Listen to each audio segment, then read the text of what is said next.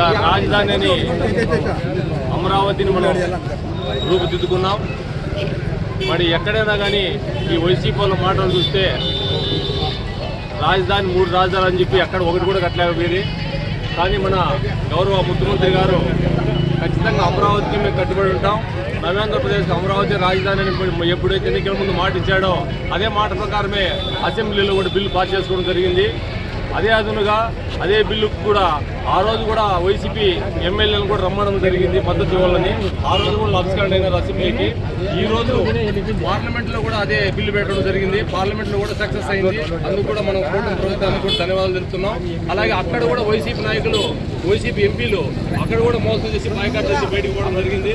మరి ఇదంతా చూస్తుంటే నిజంగా వాళ్ళు మళ్ళీ బయటకు అక్కడ ఓ మాట మాట్లాడతారు, బయటకు వచ్చి అమరావతి మాకే ఇబ్బంది లేదంటారు, రాజధాని ఒకేయాలంటారు, అక్కడ పోతే మద్దతు ఇవ్వరు. కాబట్టి ఇలాంటి మోసపూరితమైన మాటలు ప్రతి ఒక్క ఈరోజు వాళ్ళు చేసినటువంటి మోసం ఈ అమరావతి విషయంలో పూర్తిగా నవ్యాంధ్రప్రదేశ్లోని 13 జిల్లాల్లో మారుమూల పల్లెలో ఉన్నటువంటి మారుమూల మహిళలకు కానీ పేదలకు కానీ ప్రతి కుటుంబానికి కూడా వాళ్ళు చేసిన మోసం కూలంకషంగా తెలిసిపోయింది.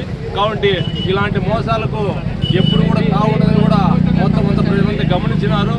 కాబట్టి ఈరోజు ఆంధ్రప్రదేశ్లో మనందరం కూడా పెద్ద అదృష్టవంతులు అయిపోయినంత సంతోషంగా ఉంది.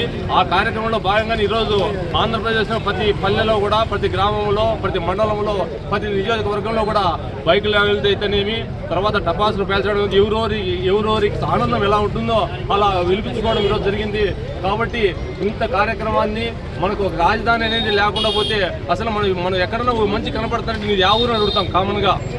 అలాగే ఆంధ్రప్రదేశ్ కూడా మీ రాజధాని యాదంటే చెప్పలేని పరిస్థితిలో గత 5 ఏళ్ళు కూడా నడిచింది. కాబట్టి దానికంతా ఈరోజు పూర్తిగా వాళ్ళ యొక్క నిరంకుశ పాలనకు సమరగీతం పాడి ఈరోజు మనకి ఒక ఇల్లు అనేది మనం ఒక కుటుంబం మనకి ఎట్లయితే ఇల్లు కావాలని కోరుకుంటామో ఆ విధంగా ఆంధ్రప్రదేశ్ అందరికీ కూడా అమరావతి ఒక ఇల్లుగా తయారయ్యి ఒక దేవాలయంగా మనం నిర్మించుకొని భవిష్యత్తులో మన బిడ్డల తరం కూడా అక్కడ బ్రహ్మాండమైన కట్టడాలు, బ్రహ్మాండమైన ఆఫీసులు, బ్రహ్మాండ పరిశ్రమలు వచ్చి అందరూ కూడా నిరుద్యోగులు కూడా ఉద్యోగులుగా మార్చే విధంగా మన ముఖ్యమంత్రి వర్యులు నారా చంద్రబాబు అయితేనే, లోకేష్ బాబు అయితేనే వీళ్ళందరికీ తోడుగా మోడీ గారు అయితే మనకు ఎంతో సహాయం చేయడం జరిగింది. మరి వాళ్ళందరికీ మన మండలం తరఫున, మన మండల ప్రజల తరఫున, తెలుగుదేశం పార్టీ, తర్వాత జనసేన, బీజేపీ కుటుంబ సభ్యులందరి తరఫున కూడా, అలాగే మన ఎమ్మెల్యే గారి తరఫున కూడా ధన్యవాదాలు తెలుపుకుంటూ సెలవు తీసుకుంటున్నాం. అమరావతి బిల్లు చట్టబద్ధత కావడము, మన అసెంబ్లీ నుంచి ఏదైతే తీర్మానం చేసి పార్లమెంట్ పంపించారో అక్కడ కూడా దేశంలో ఉండే వివిధ పార్టీలన్నీ కూడా అమరావతి బిల్లుకి వాళ్ళందరూ కూడా ఆమోదం తెలిపి ఈరోజు చట్టబద్ధత రావడం చాలా సంతోషం కలిగిస్తుంది. ఈ అమరావతి అనే దాని ఒక పాయింట్లోనే జగన్ 11 సీట్లకు రావడానికి కారణం. ఎందుకంటే ఆ ఉండే రైతులను ఎంతకాలంటే అంత ఇబ్బంది పెట్టడము, వాళ్ళకు కనీసము మర్యాద లేకుండా పెయిడ్ ఆర్టిస్టులు అని అదని ఇదని చెప్పి ఆడవాళ్ళ దగ్గర నుంచి అందరికీ కూడా అవమానపరచడం, వాళ్ళ శాపాలతోనే 11 సీట్లకు రావడం జరిగింది.